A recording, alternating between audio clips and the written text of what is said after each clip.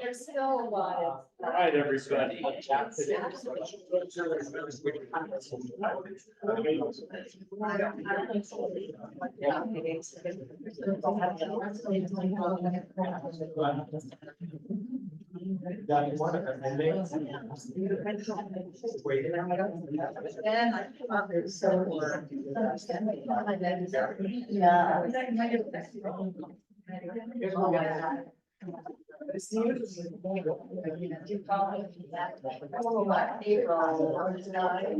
There you go. I think we're good to go.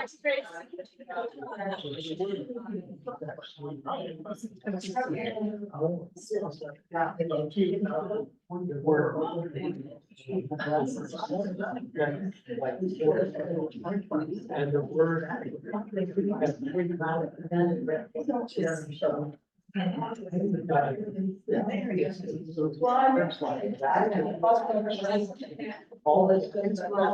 Well, what a beautiful day we have today.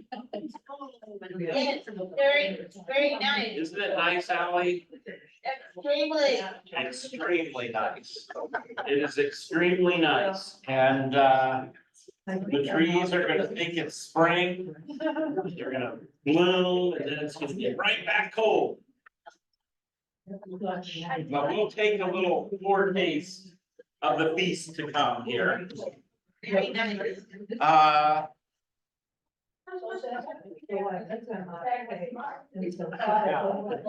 I know. All right, well, we're gonna pray and start. The Lord be with you. Let us pray. Gracious and loving God, thank you for this day. Bless our Bible study, bless our time together. Let your word do its work. We pray this in Jesus' name. Amen. This is a nice crowd. This is a nice, Facebook, everybody a smile. nice Facebook picture. Everybody be looking in your Bible intently. Okay,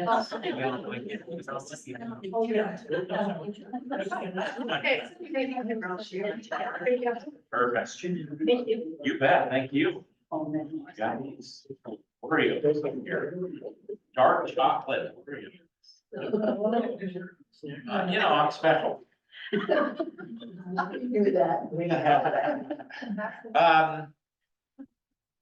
Not a lot of updates really, than what we did last week as far as, things, other than to remind you of the phone tree that went out and the e-news that Lucille's service this Saturday is at 2:00. 2:00.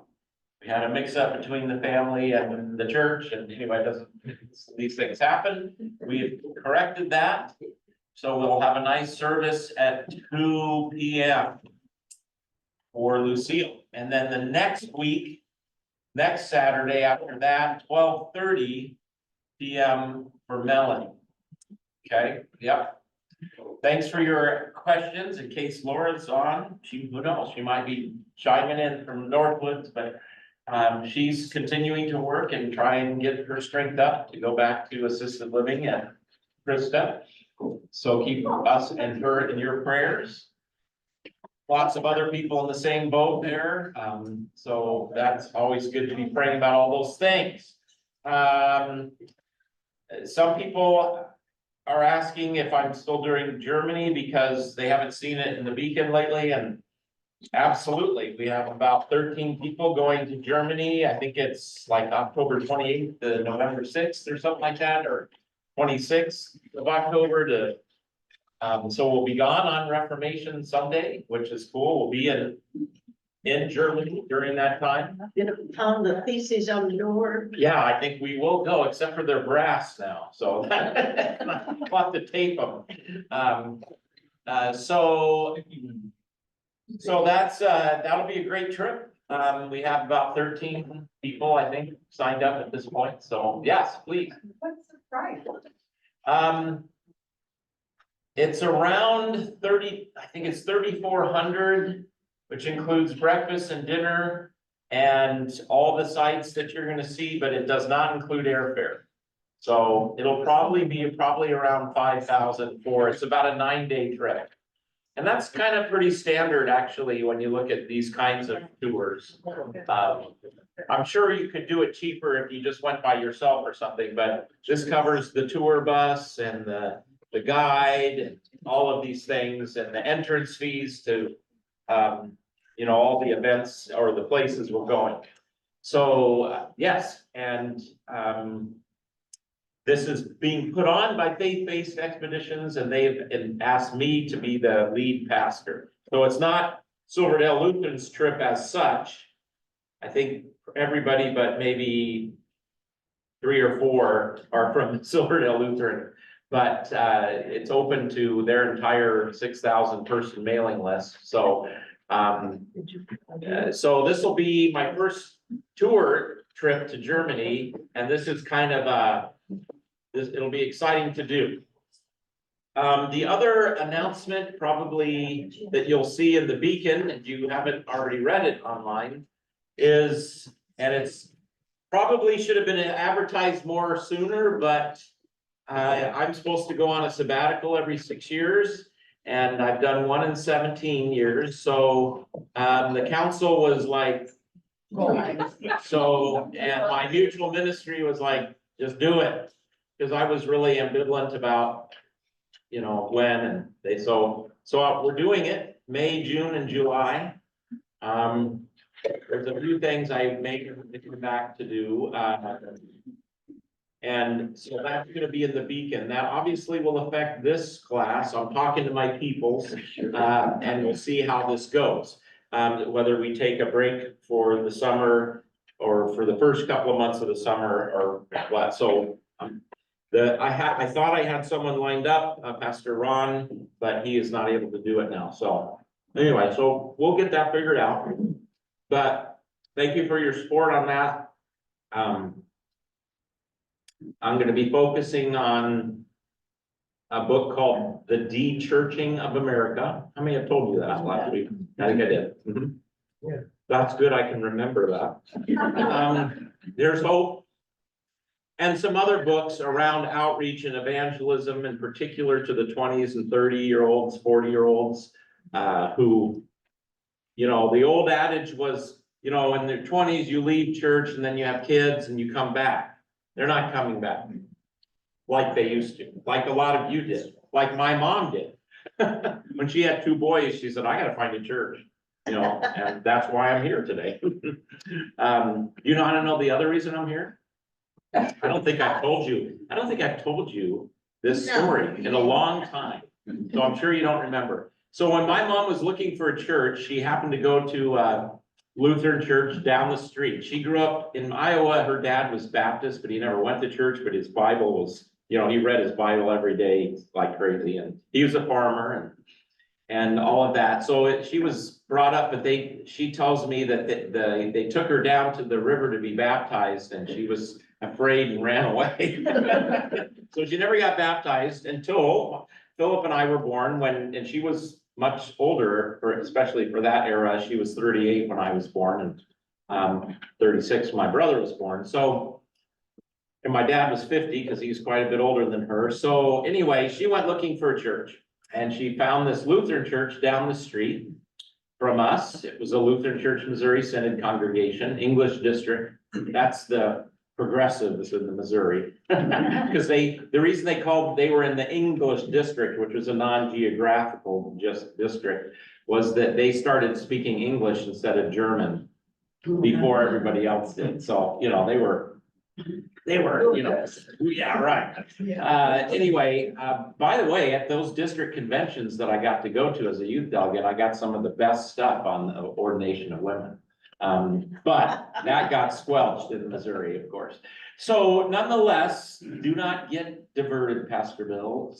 Go to the end. So when my mom started looking for a church, she went to the foundations class, the new person class, and the story she told is that Pastor Pebbler was, he always scared me, I remember, he used to smoke and cigarettes. And it was in that era where that was not an issue and pretty fiery and she tells the story that somebody in the class made a real derogatory remark about the Catholics. You know, now this is Missouri Synod Lutheran, so you could think that maybe this pastor would be like, yeah, you're right, they're all going to hell or whatever. But Pastor Pebler looked that person in the eye and said, let me tell you something. There's gonna be a lot of Catholics in heaven that you didn't think were gonna be there, and a lot of Lutherans you thought were and aren't. And she liked that and she joined the church. If he wouldn't have said that, see, I have ecumenical beginnings from the church. If he wouldn't have said that, I might not be here today. No. I was on your call committee and you didn't tell us that. I know, well, you know, that goes too far back, that's right. All right, that's fun. Well, let's get into some plays. Any questions about anything else or current events stuff, okay, as far as church goes? One more Lenten service, I thought that was a neat service last night, how many of you were there? We had quite a few.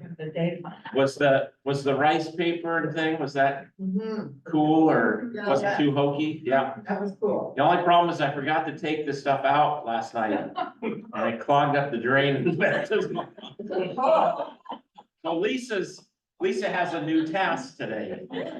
So thank her for, but anyway, no, that was a cool thing. There was that, yeah, anyway, that was a neat service and neat attendance and things are going really well. Yes, Did Alex. they use scrolls in the back in Moses's day? Did they use scrolls? Yes. In Moses's day, they would have used scrolls. That's exactly right. In Old Testament times, we don't have any like written on papyrus or animal skin Old Testament until Yeah, the Dead Sea Scrolls that we found, but we're quite confident there was a written language and writing going on even back in King David's time and even perhaps before that. A lot of people think in Moses's time, it was all oral. They weren't writing stuff down, but we don't know that. If they did, it would have been scrolls. Codexes or books were not invented until right around the time of Jesus. Yes. hammer and nail. A lot of times, we have things where they wrote on stone, yes, and or metal. Did they use hammer and nail? Did they use hammers and nails? They definitely had hammers and nails by the Bronze Age, yeah. One really cool, archaeological find that's happened just in our lifetime was a little silver scroll. It was a little piece of silver. It was rolled. It was like a keepsake somebody would have. And because it's silver, they could kind of unroll it because it was hit really thin. But now, of course, when they found it, they couldn't open it because it would ruin it. But they discovered through all their special ways of looking at things now, what's in that scroll. And it was the number 6 benediction. The Lord bless you and keep you, the Lord make his face. And that dates to around 800 BC. So people that say, oh, Israel didn't have anything written down before the exile in the 500s, I think that's I think that's a poor judgment. I think they definitely did. Now, you know, how it all came together is somewhat of a mystery, but yeah, so I hope I answered your question. Yeah, it would have been scroll. Gloria. Well, I just wanted to say last night, my prayer request was a confessional one. I Yeah. think. And it was so neat to put it in that water and everything went away. Yeah. And and I thought, wow, that's kind of the way it is when we confess to the Lord. It just, in his eyes, it goes away. Amen. Yeah. Beautiful. That's what we wanted. That's what we wanted. And then, Please, Paul. yeah, and we know that they had nails because Yale drove a spike through Sisera's head. Yeah, right. We have lots of historical stories that, Oh, thank you for that. yeah. There were definitely nails and hammers and all of that and swords. what does Isaiah say? You know, that famous passage, they shall beat their swords into plowshares. Well, that's what they actually did. Because it was the iron, and they would, in springtime, beat their swords into plows, and when it was time to go to battle, and after the crops were planted, beat them into swords. All right, that's what I think I read that somewhere. I'm not sure it's true. Okay, we're at chapter 8, and we are into the locust plague. 10, and I'm just looking at it right here, and I said 8, yeah, well, 8 plagues, maybe that's what happened to my brain. Chapter 10, the 8th plague. And we're gonna continue to look at what are some new things that come forth, if any, for each new plague. We're also gonna delve into this word plague a little bit, here today. At some point, we'll stop and do that. Plague. Then the Lord said to Moses, go into Pharaoh, for I have hardened his heart and the heart of his servants, that I may show these signs of mine among them, and that you may tell in the hearing of your son and your grandson how I have dealt harshly with the Egyptians, and what signs I have done among them, that you may know that I am Yahweh. I am God. the Lord. So that's interesting, isn't it? What do we get new? That your sons and your grandson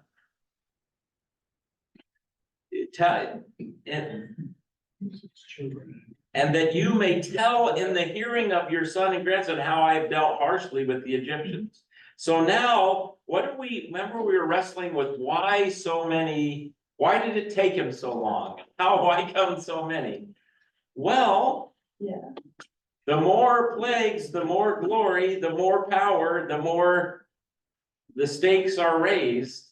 Yeah, so that's the sense I get here. Kathy, It's a better story.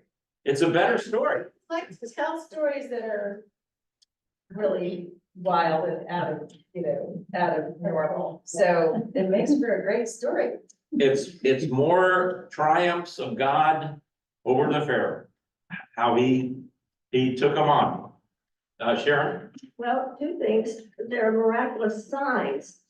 So there's a lot to think about and talk about what signs are. And it says that I may perform. So now it's not Moses doing it, it's God. Yes, yes. And that is really important, that this is God acting. And you bring up the important word signs. And we should pause and talk about that. Yes, Audrey. Because they also, as he tells his sons and grandsons, they can pass it on to other generations. Absolutely. And when we get, what's really, as I was preparing for today and knowing we probably won't get there, but maybe next week. It's interesting as we get this narrative, we hear about the plagues, and then when we get to chapter 12, and we hear about how to celebrate the Passover before it even happened. So when we get there, that's gonna be interesting. So yes, this story is to be passed down.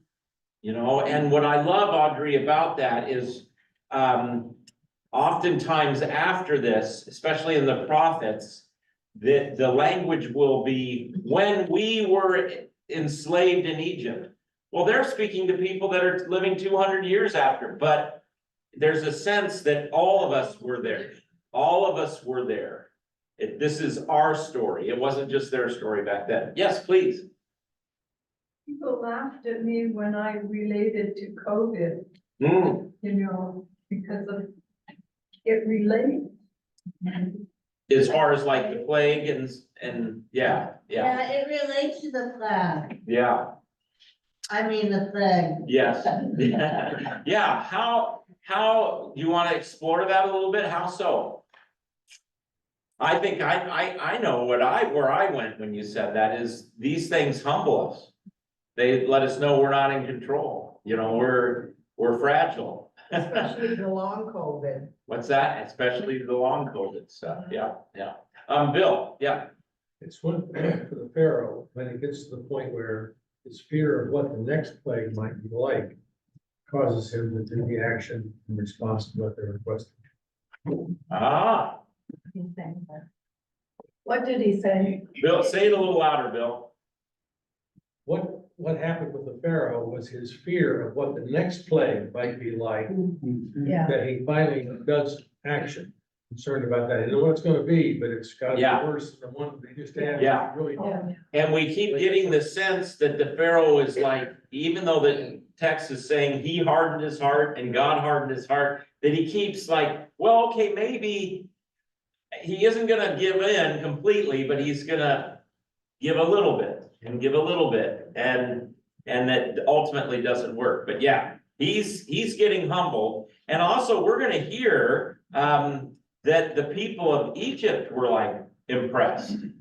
They're like, you know, these people's God is powerful. Look what's happening, even if the Pharaoh isn't. In fact, they're even gonna give them a lot of their goods and stuff. Paul, Do you know if, or have you read anything about whether the Pharaoh had advisors? Because a lot of monarchs have advisors, and some of the magicians may have, you know, with the guards may have been his advisors. And so I was just curious if you know the big picture. yeah, I really haven't delved that much into the Egyptian pharaohs in that regard. My assumption, though, would be absolutely that you're right, that they would have had people that they consulted, and but I don't know if anybody else has got some information on that. But yeah, you can imagine after Moses says this, what the conversations with his advisors were. You know, in the Oval Office or whatever, I'm sorry. But in the Kremlin or in the whatever, the halls of power there, like, what are we gonna do about this guy? You know, it almost reminds you of what Pilate and Herod and, you know, the chief priests and all of that, what they were doing. Kathy, you got a word on that? But on 10:7, it talks about Pharaoh's officials said to him, how long will this man be a snare to us? So I'm guessing the officials are somehow discussing about. Perfect. Yeah. good. Yeah. Perfect, yeah. Sharon, and then, yeah. Yeah, on that side. Oh, sorry, we had it over here, please, we'll go this way. Since we're ready to get on the part where God demands his people be free, I'd like to make a note on freedom Uh-huh, and where it ties into the blessing that America is. And also, compulsions like addictions, where God doesn't just demand others let us free. He demands us that we be free, and that we're not owned by compulsions like addiction, because free will, you know, our whole spiritual journey is learning to love righteousness.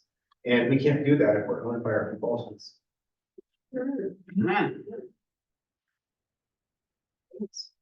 In our tradition, we talk about our will being bound because of sin, but Christ sets us free from that. Like, you make me think of Galatians, where Paul says in chapter 6, for free, that we have been set free from sin. We don't have to sin anymore. We have been set free where we were enslaved at one time. And then did I say Galatians? I meant to say Romans 6. But then in Galatians, Paul says, for freedom, Christ has set you free. Don't submit again to a yoke of slavery. So when we hear about the Israelites being set free, we should be thinking about our freedom. And what kind of freedom are we talking about? I'd say it's also our responsibility and our charge to be free. Freedom Not of just- religion.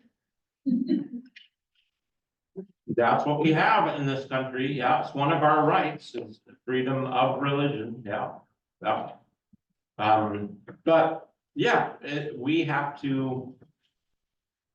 I would say there's two kinds of freedom. There's the freedom we have in this country with the Bill of Rights and, you know, and then there's the spiritual freedom, and I think they overlap, but I think I would distinguish those. But yeah, that we've been talking about, how do we apply this Exodus story to our lives? And what are we really needing to be set free from?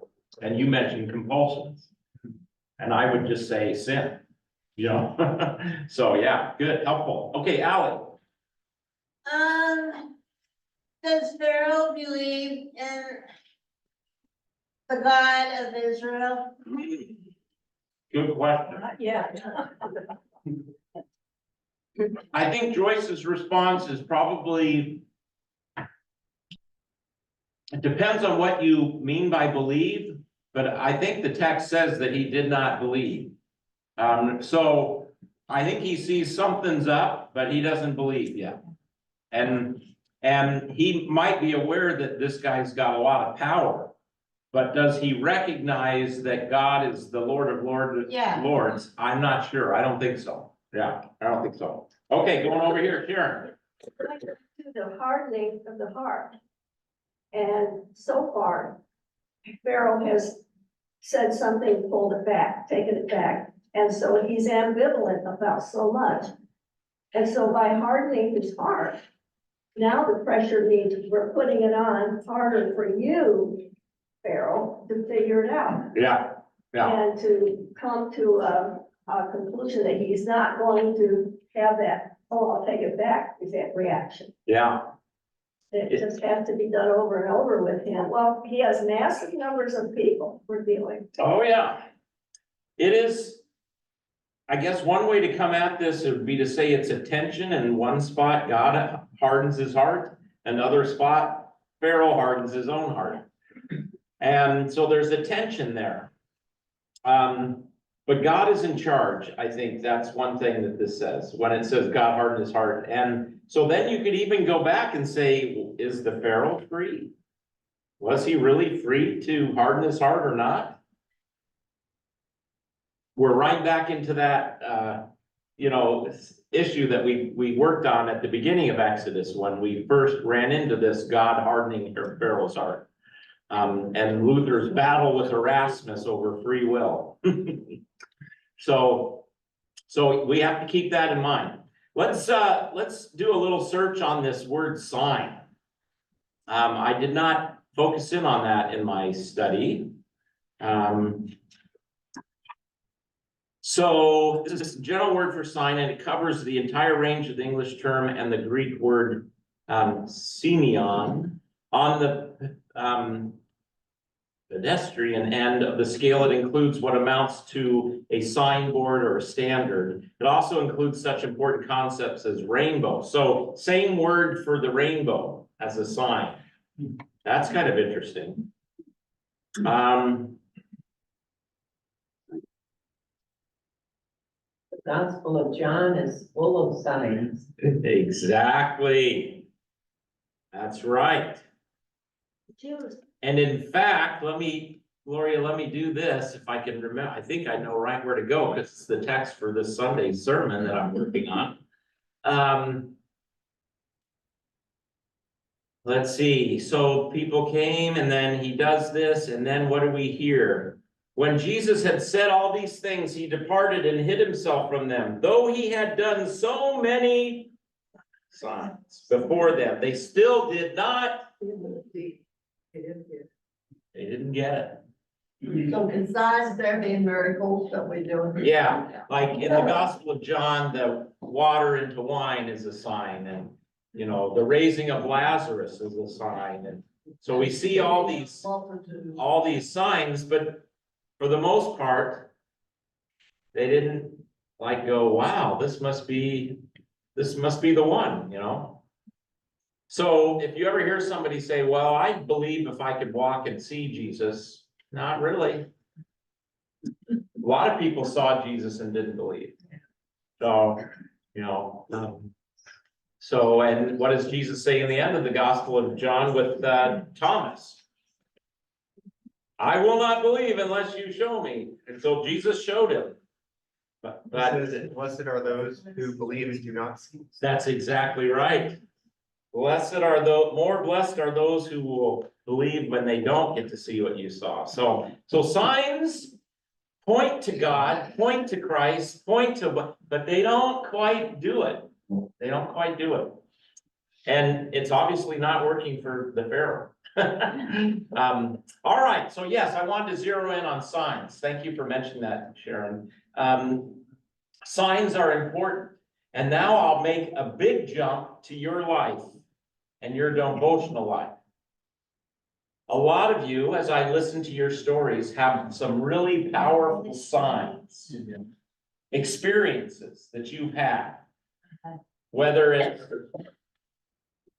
I don't know, things you've seen as someone's passing away, or, something happened. And it just like was such a confirmation of your faith and God. And I've had lots of them too. But I don't base my faith on those. I base my faith on Jesus Christ, lived a life, born of a Virgin Mary, suffered under Pontius Pilate, crucified and died and was buried, on the third day rose again. And that's what and the proclamation of that's my faith. You prove to me the resurrection didn't happen and I'll do it something else. So that's what I base my faith on. Now, does that mean the signs that we experience are to be belittled or no? They're gifts from God. They're unforgettable. They're unforgettable. They're beautiful. They help us, but they're not the basis. I mean, I guess I could share this story. There you go, Allie.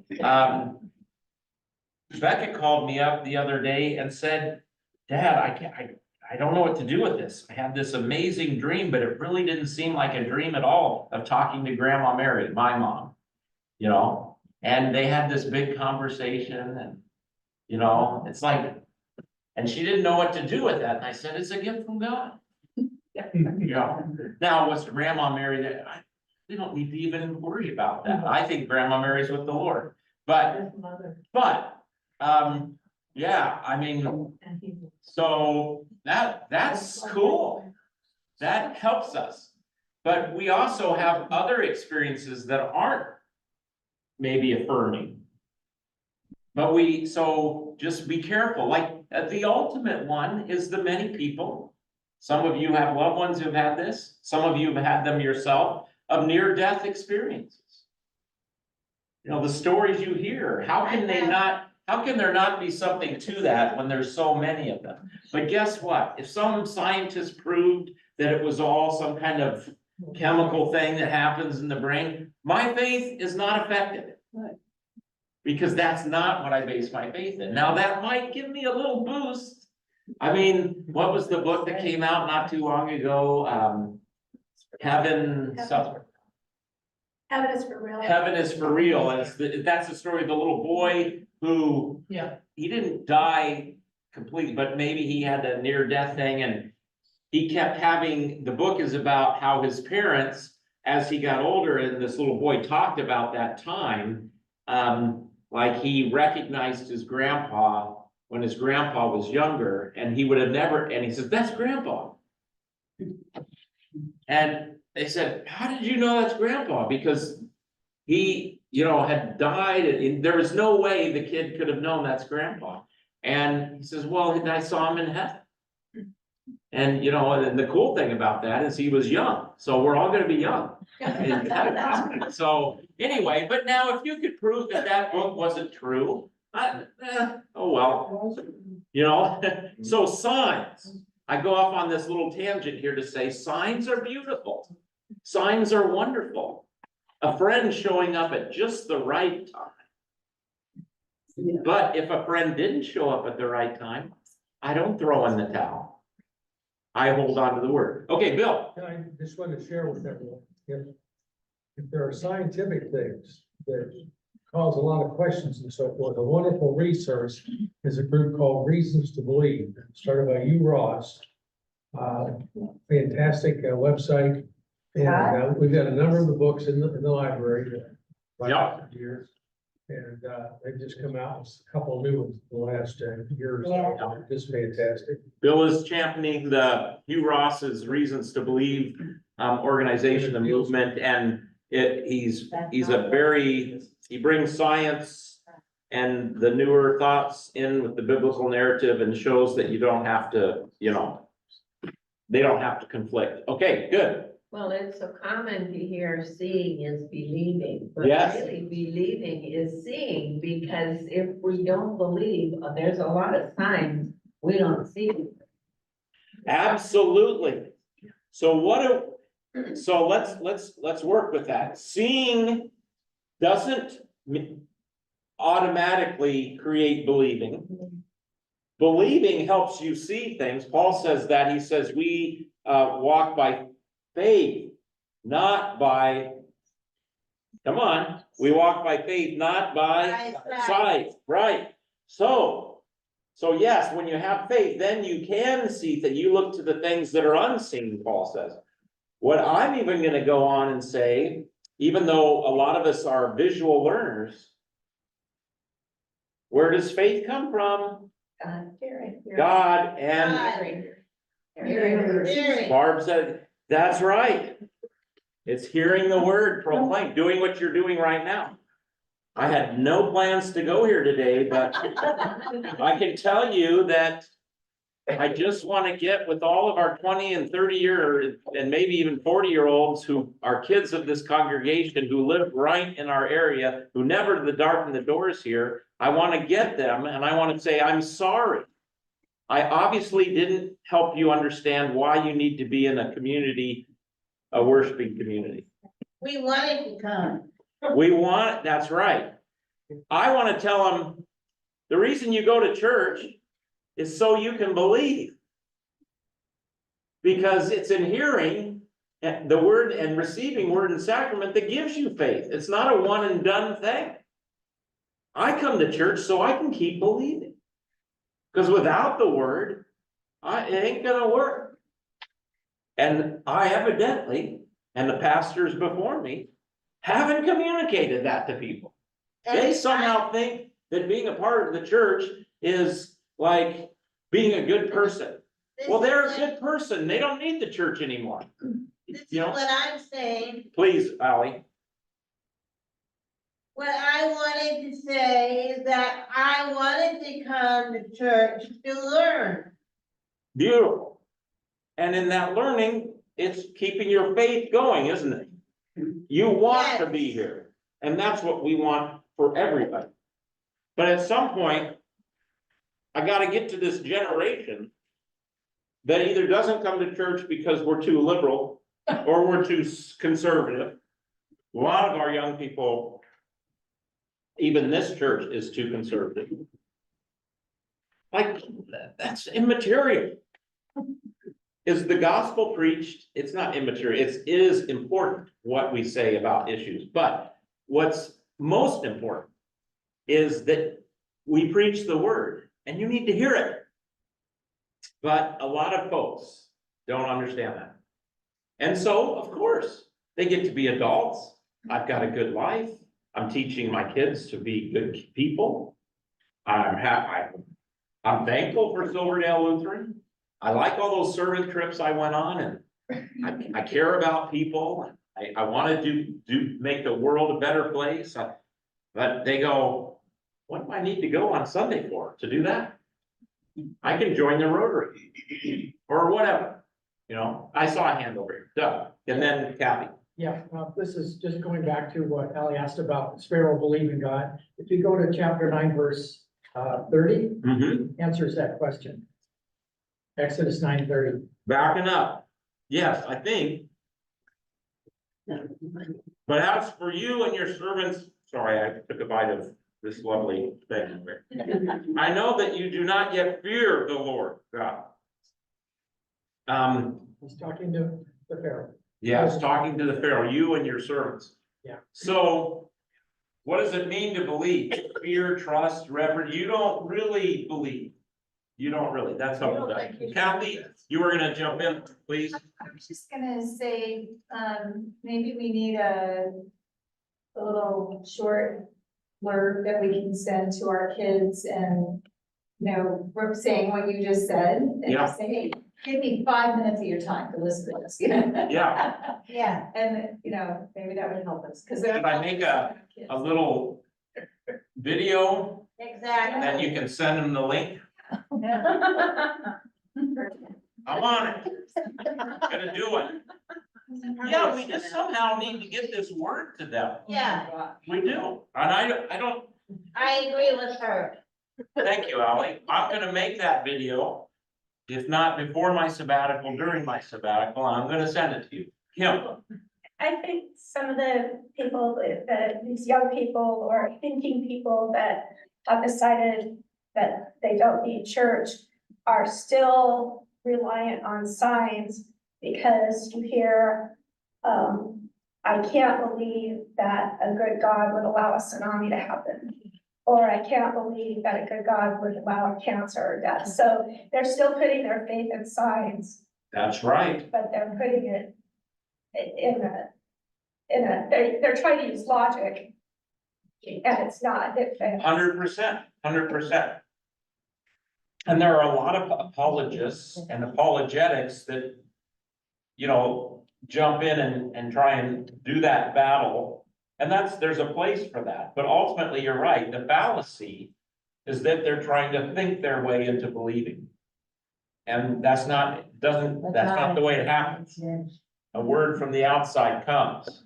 And that what I'm often telling people anymore when they want me to go into the theodicy, you know, how can a good God allow this bad, all powerful good God allow these bad things to happen? There's lots of ways you can come at that, but ultimately I say, that question right there is why you need the gospel.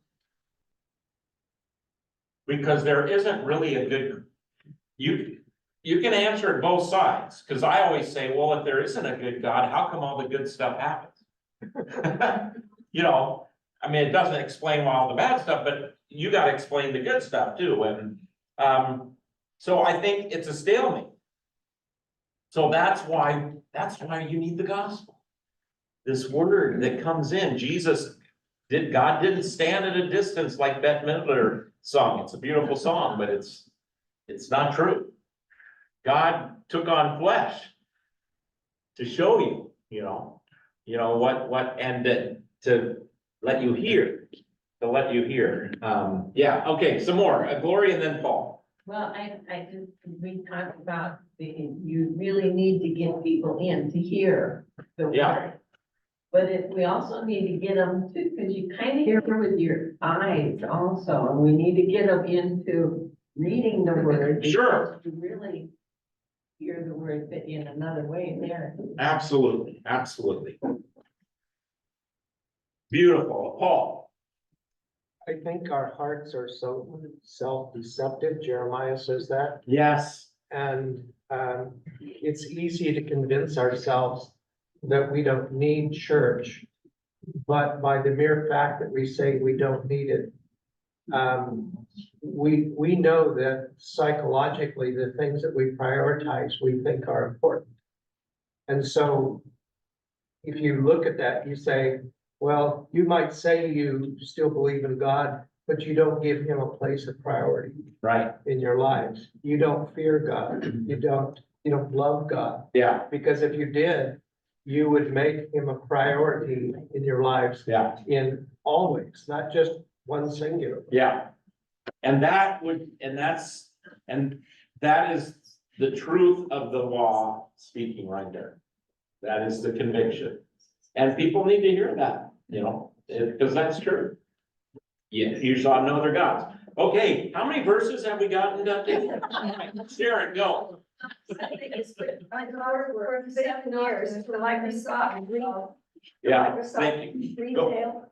And so these young kids would come in, she'd be showing them the new stuff because they wanted, oh, what's all this? They think that they know everything. They don't want to communicate. And she said that went on for, I mean, it was across the board. They would come in, they would know more than anybody there. Yeah. And they don't have Listening skill. yeah, but they don't feel the desire to communicate outward with other people, and they're actually having a hard time Yeah. trying to even. And talk to people.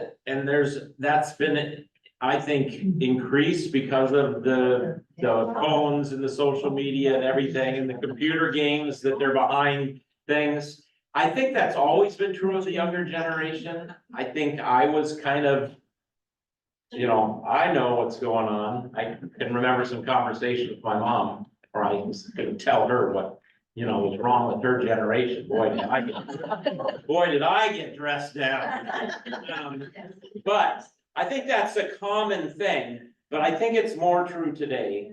I have to say, you touched on something that my pastor that I worked very closely with, I first started as a pastor. I was associate senior pastor, had some issues and left. And so I was like 6 months in and I was solo pastor of a 2-pastor church. And anyway, long story short, I became the lead pastor after a year, but I was burning out. And so we found a pastor who was in graduate school over in the Bay Area, and we were in the Central Valley, so it wasn't that far.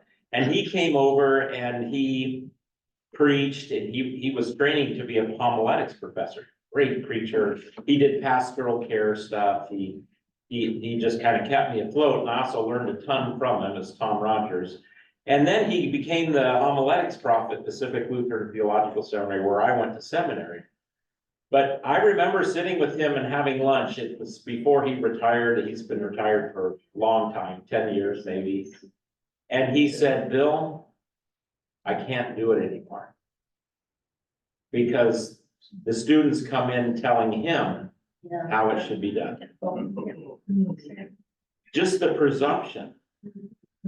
Now, this, you know, now, is that fair to say that's true of all that whole generation? I don't know. But I can say I have some anecdotal evidence of that. Let's get back to the text. Yeah, let's do that. We got 2 verses. We better get some more on here. We want to get to the Passover next week. So Moses and Aaron went to into Pharaoh and said to him, "Thus says the Lord, the God of the Hebrews, how long will you refuse to humble yourself before me?" So now we get a little more, not just harden your heart, but humble yourself. I love that. That's really what this is about. Let my people go that they may serve me, worship me.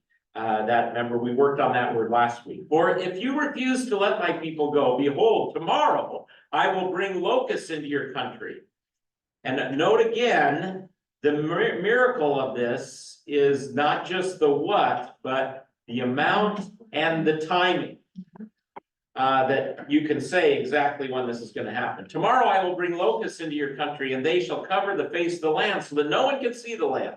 And they shall eat what is left you after the hail. And they shall eat every tree of yours that grows in the field. And they shall fill your houses and the houses of all your servants and of all the Egyptians, as neither your fathers nor your grandfathers have seen. I think that's interesting that we've got, you know, going back a ways. From the day they came on the earth to this day, and then he turned and went out from Pharaoh. Pharaoh's servants said to him, or advisors, how long shall this man be a snare to us? Let the men go that they may serve the Lord their God. Do you not yet understand that Egypt is ruined? So now his advisors are like, don't do this. Give it up. Yeah. You're destroying our country. But they said just the men. Just the men, okay. That's true. That just give a little bit. NIV says people. People, oh, really? Yeah. Well, let's see. Let's see, Moses, Aaron's. Let the men, it's Ish. It's not Isha, it's not Adamah, it's Ish, that's the word for man. So let the men go that they may serve the Lord their God. Do you not yet understand? Our country's ruined. I'm gonna make a quick comment and move on quick because this should go way down. We should always have leaders who take the counsel of other people. Okay, moving on. So Moses and Aaron, or at least think about it. Moses and Aaron were brought back to the Pharaoh.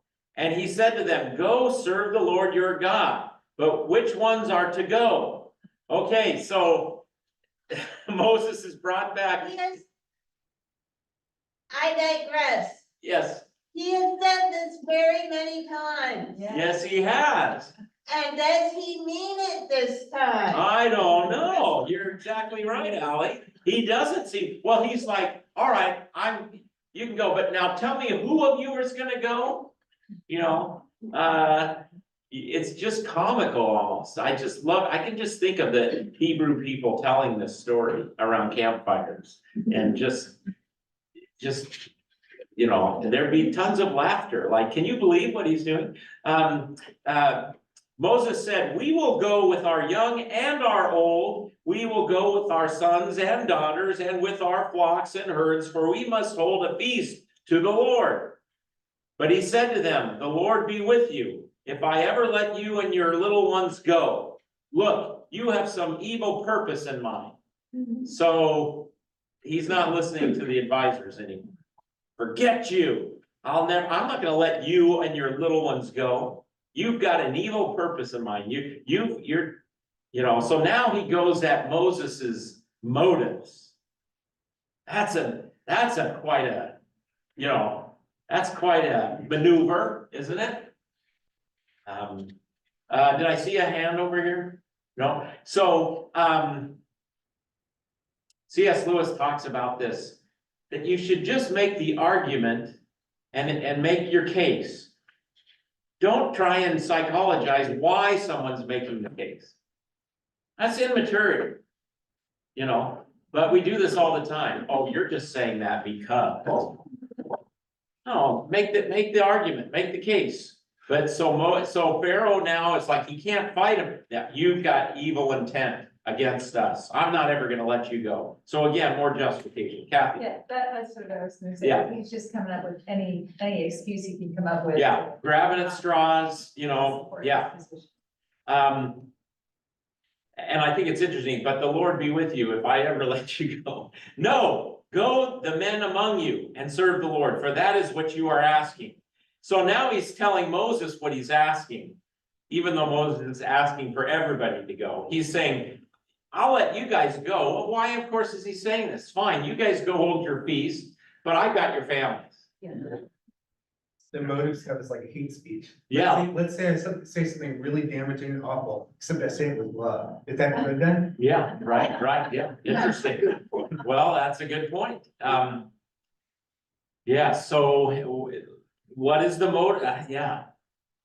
All right, and they were driven out from Pharaoh's presence. Then the Lord said to Moses, stretch out your hand. We're gonna see him stretch out his hand and the staff over the waters in a little bit. Of Egypt for the locusts, so that they may come upon the land of Egypt and eat every plant in the land that the hail has left. So Moses stretched out his staff over the land of Egypt, and the Lord brought an east wind upon the land all that day and all that night, and when it was morning, the east wind had brought the locusts. The locusts came up over all the land of Egypt and settled on the whole country of Egypt. Such dense swarm of locusts has never been before, nor ever will be again. So much for this just being a natural thing that happened. They covered the face of the whole land so that the land was darkened, and they ate all the plants in the land and all the fruit of the trees that the hail had left. Not a green thing remained, neither tree nor plant of the field through all the land of Egypt. That's gonna mean people starving to death. That's gonna mean horrible stuff. Then Pharaoh hastily called Moses and Aaron and said, so here you go, Allie. Get out of here. Does he mean it this time? I've sinned against the Lord your God and against you. Does he mean it? I don't know. Now therefore forgive my sin, please, only this once. That is really interesting. That's an interesting. Mine says, concept. forgive my sin once more. Once more. Yes. Praise the Lord your God to take the deadly plague away. Yeah, once more. Yeah, that seems to make more sense. Why would the Pharaoh say, well, just forgive this one? But I guess in the ESV's literal sense, does the NIV say, what does the NIV say? Once more. Okay, yeah, Kim. Well, I think we have to remember that Pharaoh is God. This is a battle of gods. Yes, And so he doesn't want to concede his whole godness. yes, right. That's absolutely right. This is a battle between gods. That is really, so we could look like, what was wrong with the Pharaoh? But the Pharaoh knew maybe what was at stake. Yeah. Now therefore, forgive my sin only this once or once more and plead with the Lord your God only to remove this death from me. So now his sin is equal to death. Because this death is, these locusts are gonna mean death for the land and maybe for him too. But note the connection of sin and death coming in here. That's interesting. So he went out from Pharaoh and pleaded with the Lord. And the Lord turned the wind into a very strong west wind, which lifted the locusts and drove them into the Red Sea. Not a single locust was left in all the country of Egypt, but the Lord hardened Pharaoh's heart. You'd think Moses would get the message pretty. Yes, just when you think maybe the Pharaoh's coming around, God hardens his heart. And he did not let the people of Israel go. Remove the punishment from me. It tells me how much he cares about all the servants and all the other people. Yeah. Good point. Yeah. He doesn't say, remove the punishment from my land and my people that I care about. Forget it, God, I'm out of here. Is there any meaning in the number 10? I don't think it's significant, because you know, these plagues are referred to in the Psalms, and in neither place do they mention all 10 of them. Okay.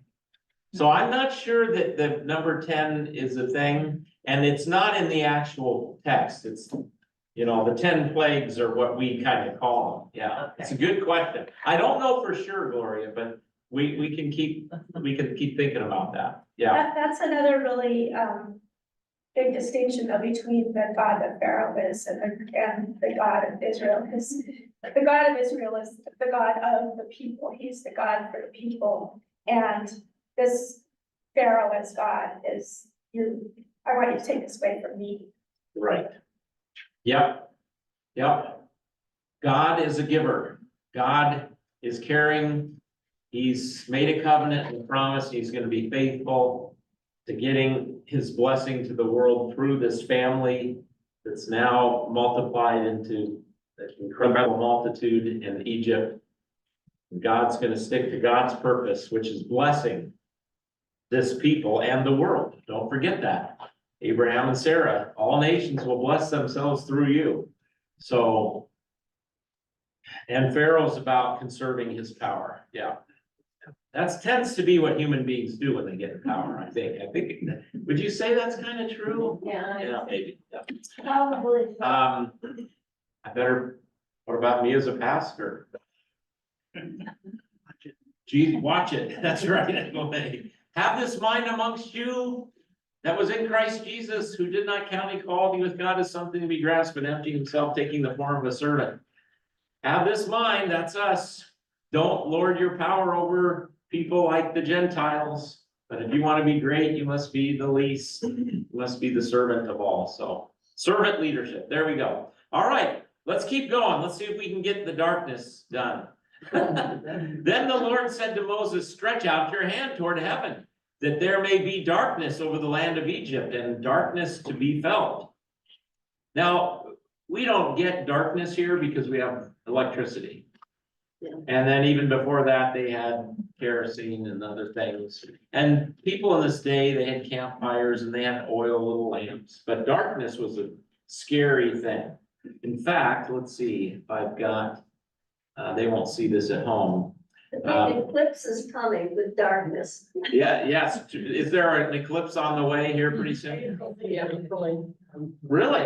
Yeah. It's not gonna be Solar. obvious here. Not obvious here, yeah. You will not fear the terror of the night. The night was a terror to ancient peoples. So, Or the arrow that. or the arrow that flies by day, and then it goes on to other things. But the night was a terror, people. That's just something for us to be aware of. Then the Pharaoh called Moses and said, go serve the Lord your the little ones. Let's see, they did not see, did I skip it? No. 22, thank you. So Moses stretched out his hand toward heaven, and there was pitch darkness in all the land of Egypt 3 days. So again, it's like these natural events. Well, we have eclipses, but for 3 days. They did not see one another, nor did anyone rise from his place for 3 days, but all the people of Israel had light where they lived. So even though everybody else didn't have light, somehow they did. You know, I never thought about the 3 days of darkness. Jesus was absent for 3 days. Right, right. And when Jesus says that this had to happen, that the scriptures may be fulfilled, maybe this is one of those things. Yeah, You wonder if the Egyptians' lamps wouldn't even light, yeah, that's, because apparently it did for the Israelites, but yeah, the Israelites had light of some kind, but the Egyptians, their lamps wouldn't work anymore. They're out of batteries. Then Pharaoh called Moses and said, "Go serve the Lord your." Were they out of oil? What's that? Were they out of oil? They could have been. Their oil dried up or something. I don't know. I don't know how God did it. So now Pharaoh calls to Moses, says, "Go serve the Lord. Your little ones may go with you. Only let your flocks and herds remain behind." This time Moses, Pharaoh calls Moses to him instead of. That's true. That's a great point. Now the Pharaoh's like, "Go get that Moses guy. Okay, go serve. You can take everybody, but you keep all your livelihood here." What were his flocks and herds? That's their livelihood. That's their money. That's their life. You can't survive without those. So again, he wants to have their hooks into them.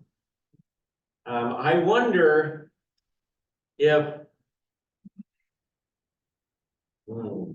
They're gonna have to eat those animals because all their grain is gone. Well, true, right. They're not gonna have, unless there's, a bunch of stored grain somewhere, but. Well, and if they want to go sacrifice, they can't do that without their. Without their animals, yes, that's true, yeah.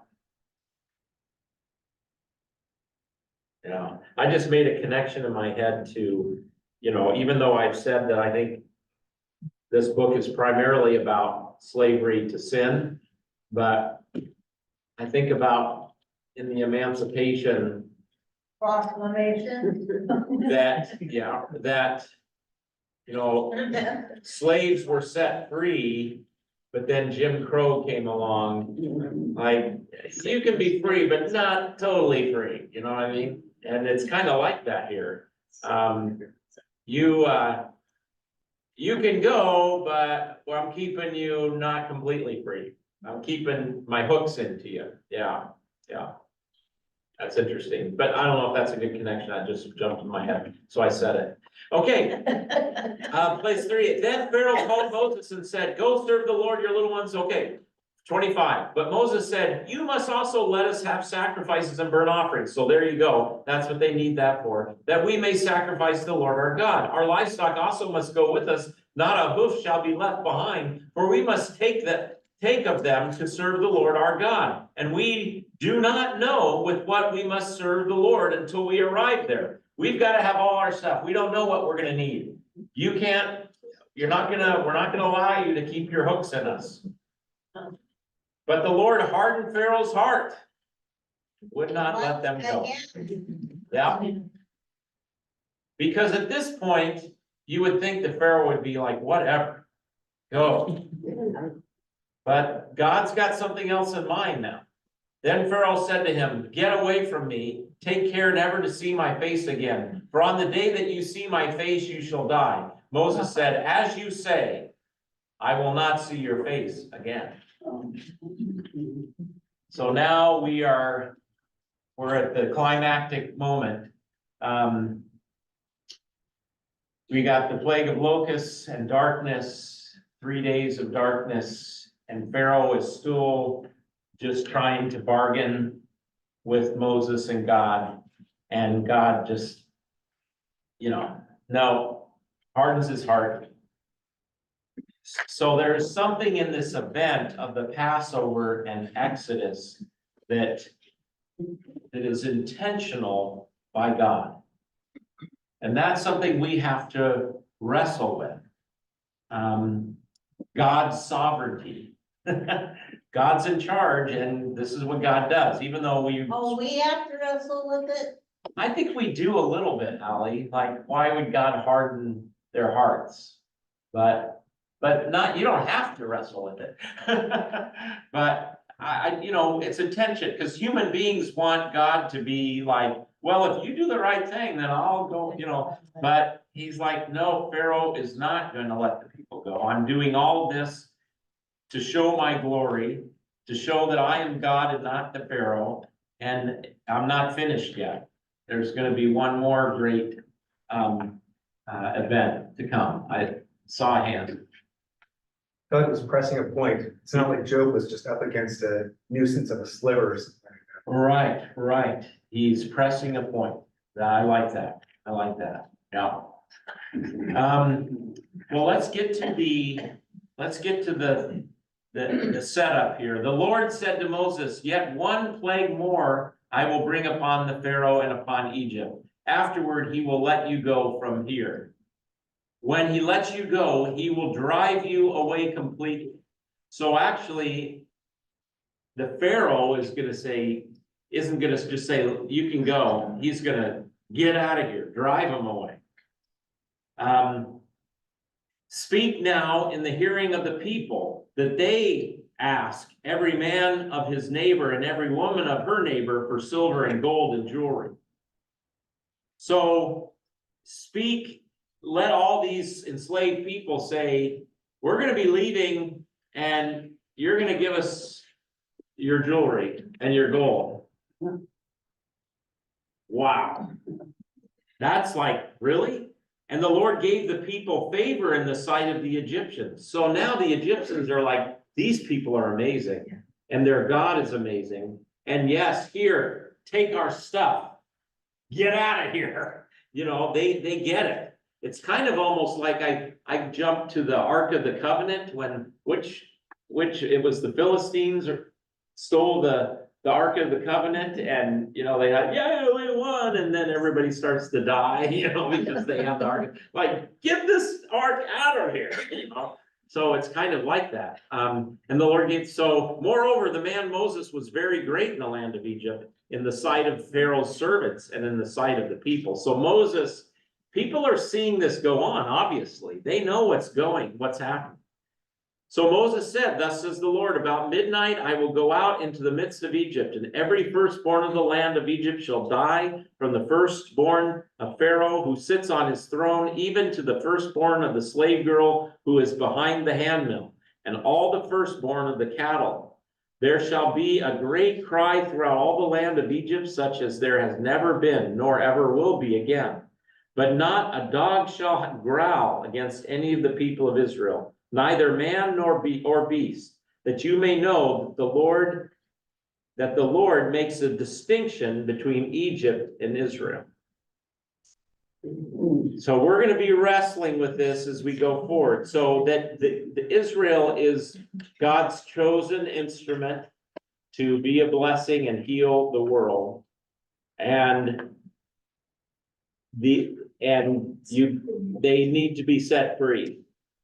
And all these your servants shall come down to me and bow down to me, saying, get out, you and all the people who follow you, and after that I will go out. And he went out from Pharaoh in hot anger. Then the Lord said to Moses, Pharaoh will not listen to you, that my wonders may be multiplied in the land of Egypt.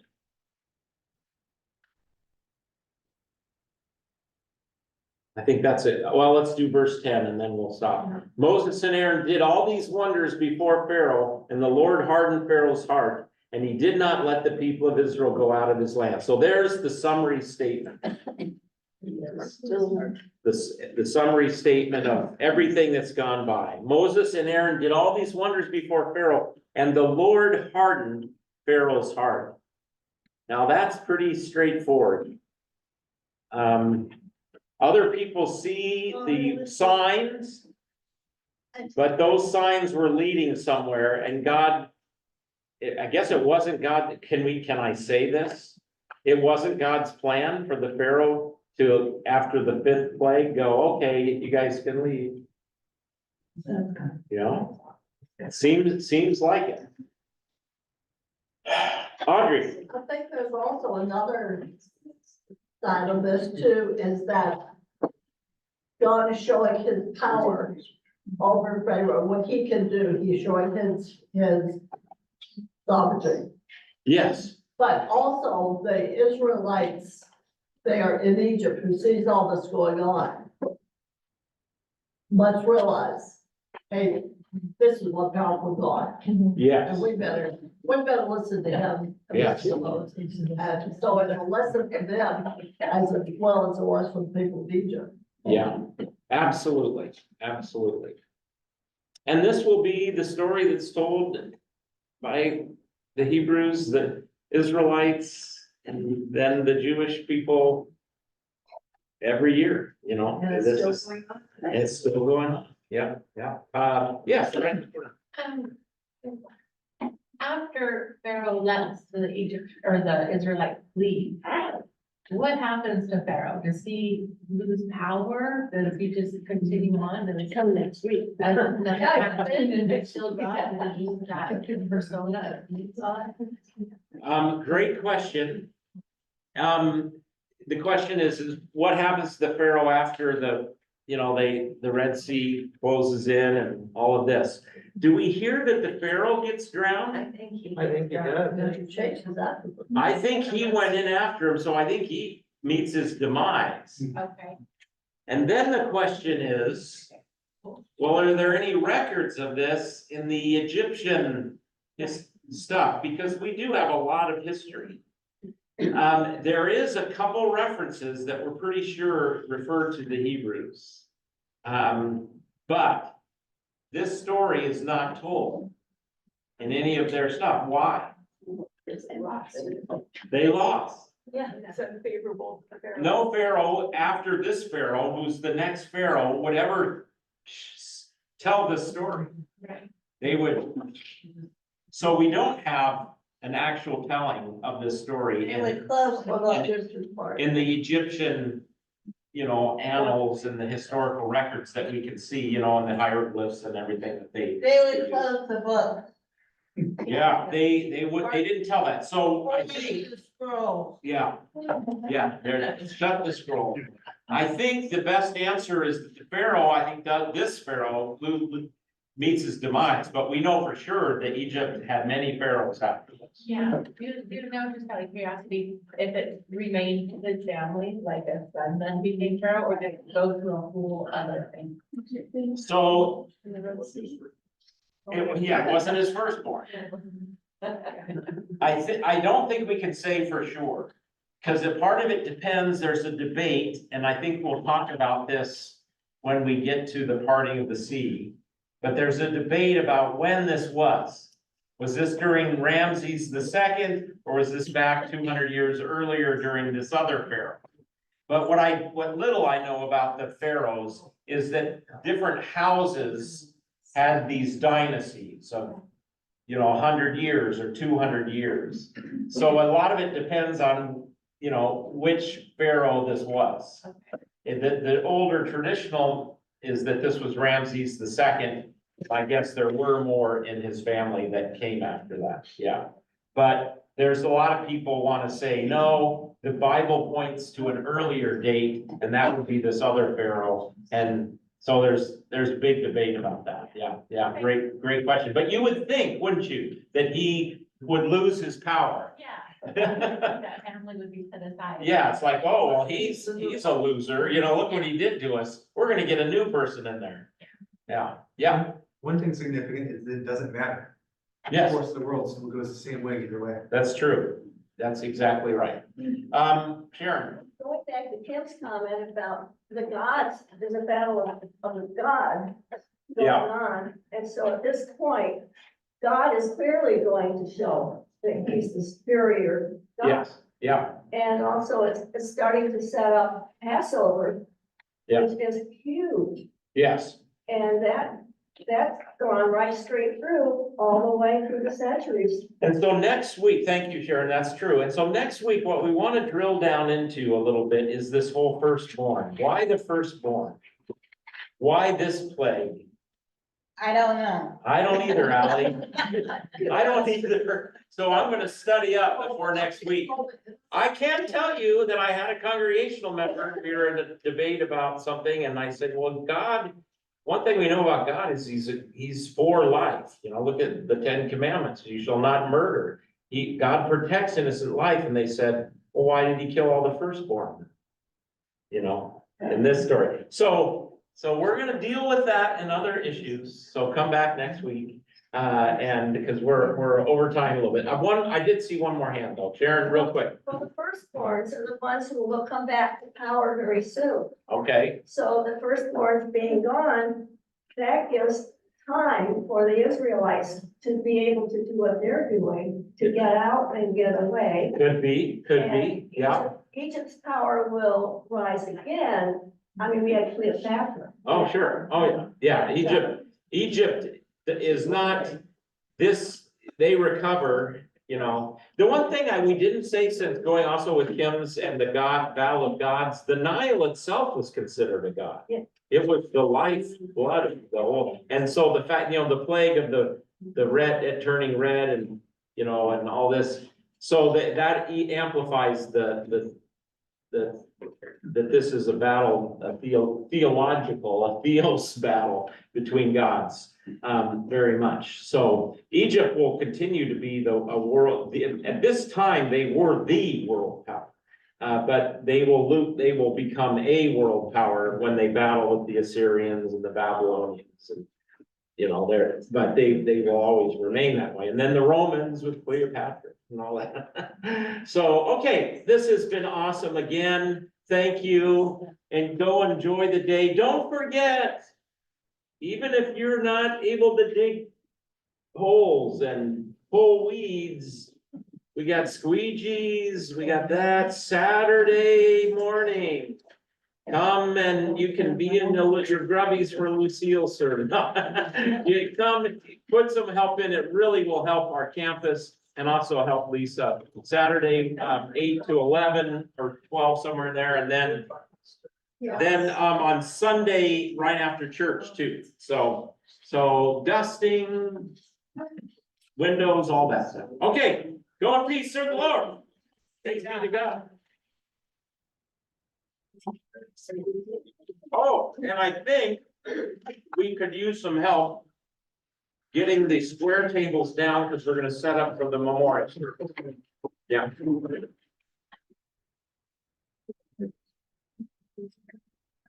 Oh, I do have a little calendar with you.